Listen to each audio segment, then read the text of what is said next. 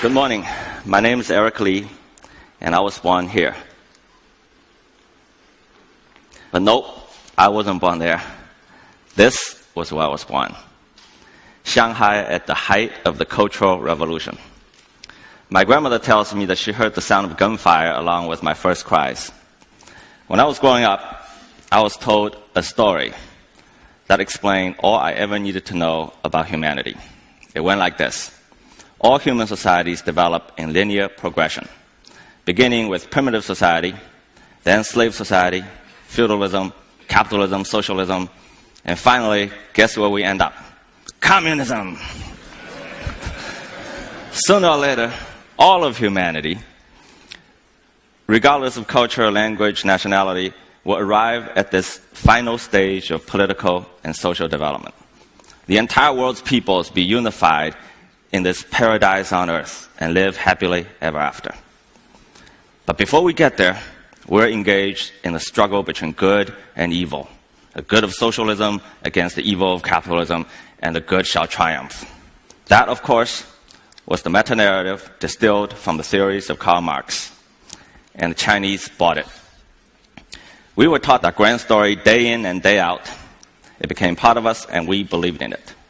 The story was a bestseller. About 1/3 of the entire world's population lived under that meta-narrative. Then the world changed overnight. As for me, disillusioned by the failed religion of my youth, I went to America and became a Berkeley hippie. Now, as I was coming of age, something else happened. As if one big story wasn't enough, I was told another one. This one was just as grand. It also claims that all human societies develop in linear progression towards a singular end. This one went as follows. All societies, regardless of culture, be it Christian, Muslim, Confucian, must progress from traditional societies in which groups are the basic units to modern societies in which atomized individuals are the sovereign units. And all these individuals are by definition rational. And they all want one thing, the vote.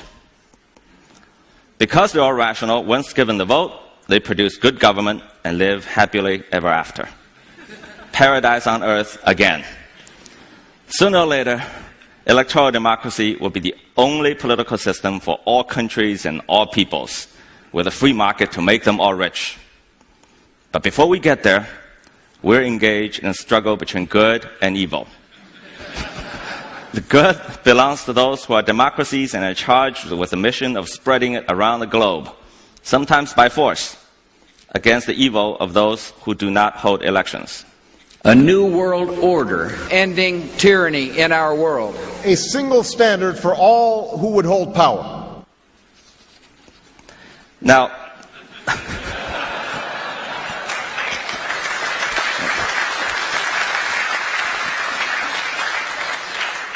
this story also became a bestseller.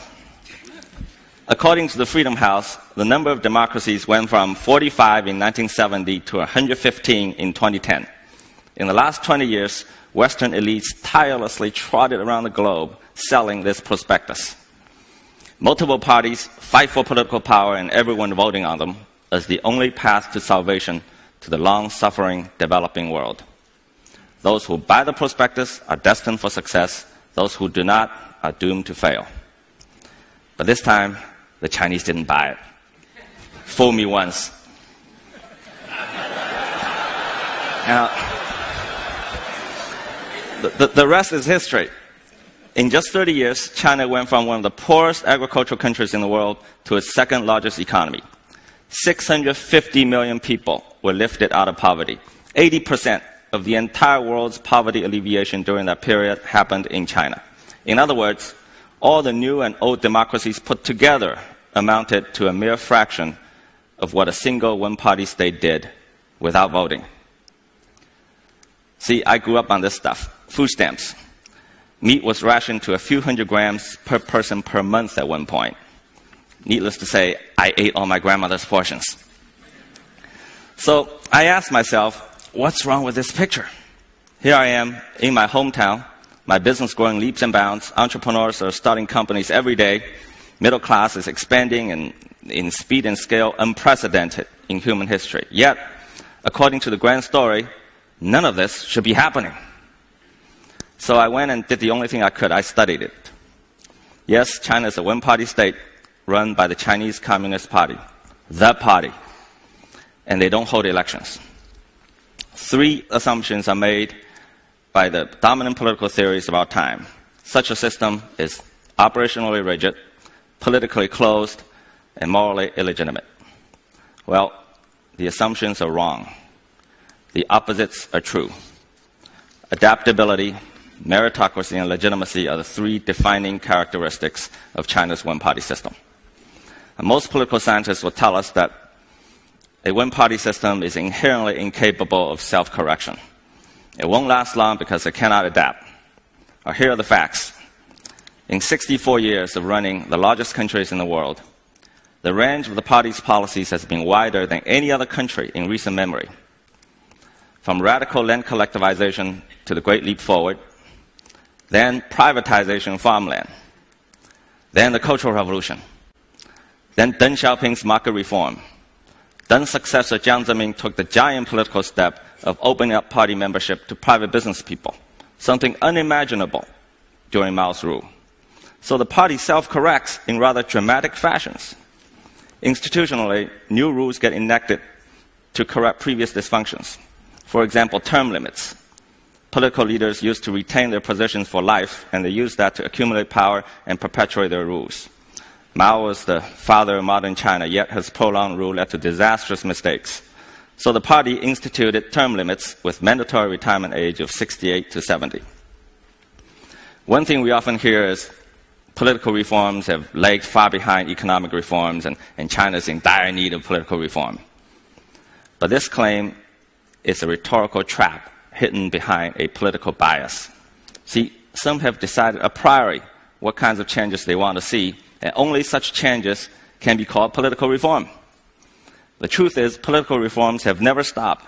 Compared with 30 years ago, 20 years ago, even 10 years ago, every aspect of Chinese society, how the country is governed from the most local level to the highest center, are unrecognizable today.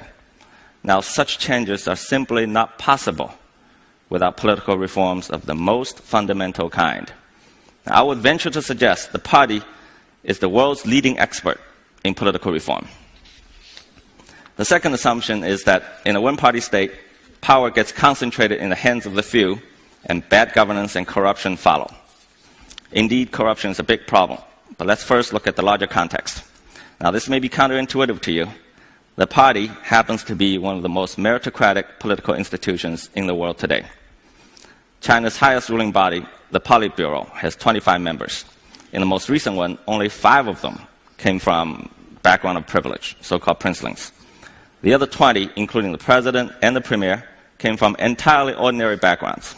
In the larger central committee of 300 or more, the percentage of those who were born into power and wealth was even smaller. The vast majority of senior Chinese leaders worked and competed their way to the top.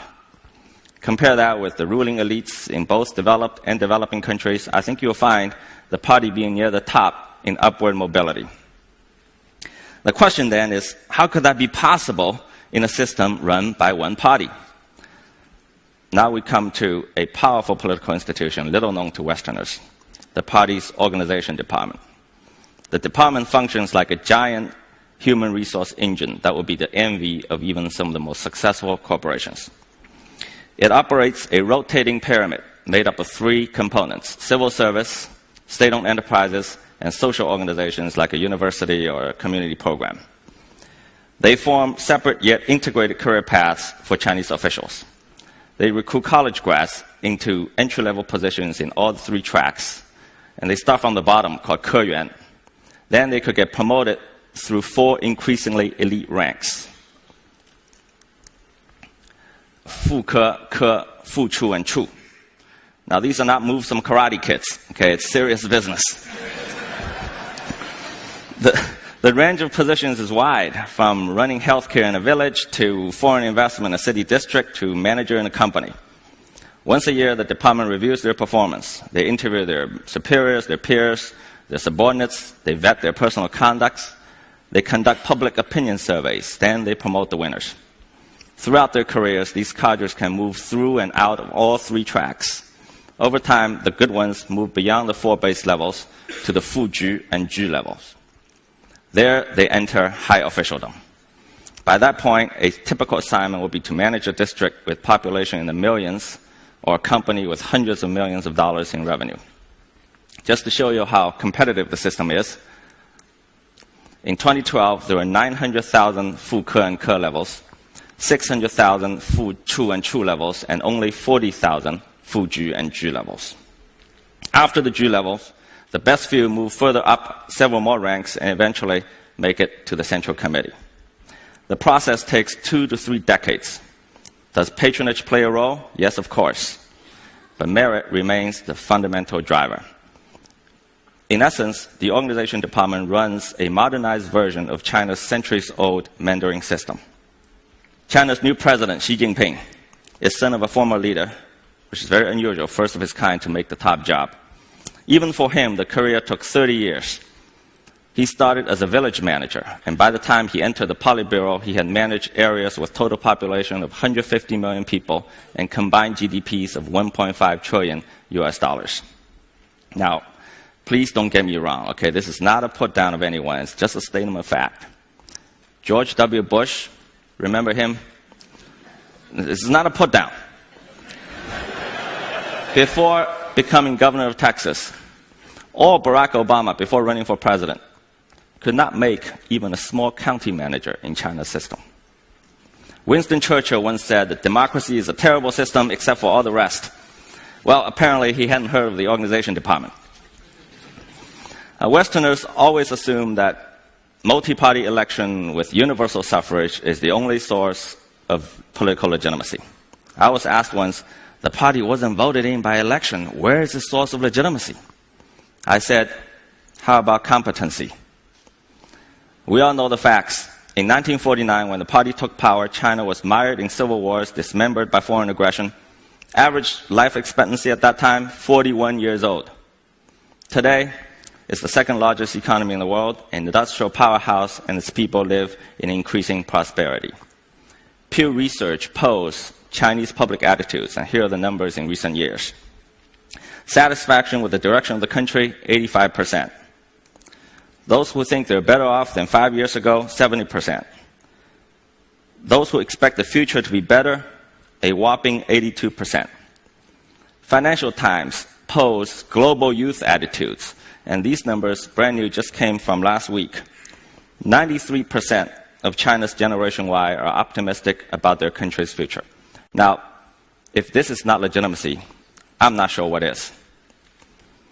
In contrast, most electoral democracies around the world are suffering from dismal performance. I don't need to elaborate for this audience how dysfunctional it is from Washington to European capitals. With a few exceptions, the vast number of developing countries that have adopted electoral regimes are still suffering from poverty and civil strife. Governments get elected, and then they fall below 50% approval in a few months and stay there and get worse until the next election. Democracy is becoming a perpetual cycle of elect and regret. At this rate, I'm afraid it is democracy, not China's one-party system, that is in danger of losing legitimacy.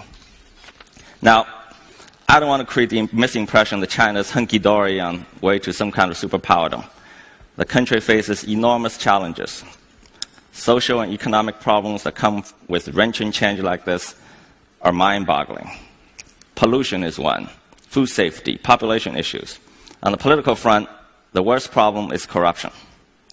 Corruption is widespread and undermines the system and its moral legitimacy. But most analysts misdiagnose the disease. They say that corruption is a result of the one-party system, and therefore, in order to cure it, you have to do away with the entire system. But a more careful look would tell us otherwise. Transparency International ranks China between 70 and 80 in recent years among 170 countries, and it's been moving up. India, the largest democracy in the world, 94 and dropping. For the 100 or so countries that are ranked below China, more than half of them are electoral democracies. So if election is the panacea for corruption, how come these countries can't fix it? Now, I'm a venture capitalist. I make bets. It wouldn't be fair to end this talk without putting myself on the line and making some predictions. So here they are. In the next 10 years, China will surpass the US and become the largest economy in the world. Income per capita will be near the top of all developing countries. Corruption will be curbed, but not eliminated, and China will move up 10 to 20 notches to above 60 in TI ranking. Economic reform will accelerate, political reform will continue, and the one-party system will hold firm. We live in the dusk of an era. Meta-narratives that make universal claims failed us in the 20th century and are failing us in the 21st. Meta-narrative is the cancer that is killing democracy from the inside. Now, I want to clarify something. I'm not here to make an indictment of democracy. On the contrary, I think democracy contributed to the rise of the West and the creation of the modern world. It is the universal claim that many Western elites are making about their political system, the hubris that is at the heart of the West's current ills. If they would spend just a little less time on trying to force their way onto others and a little bit more on political reform at home, they might give their democracy a better chance. China's political model will never supplant electoral democracy because, unlike the latter, it doesn't pretend to be universal. It cannot be exported. But that is the point precisely. The significance of China's example is not that it provides an alternative, but the demonstration that alternatives exist. Let us draw to a close this era of meta-narratives. Communism and democracy may both be laudable ideals, but the era of their dogmatic universalism is over. Let us stop telling people and our children there's only one way to govern ourselves and a singular future towards which all societies must evolve. It is wrong, it is irresponsible, and worst of all, it is boring. Let universality make way for plurality. Perhaps a more interesting age is upon us. Are we brave enough to welcome it? Thank you.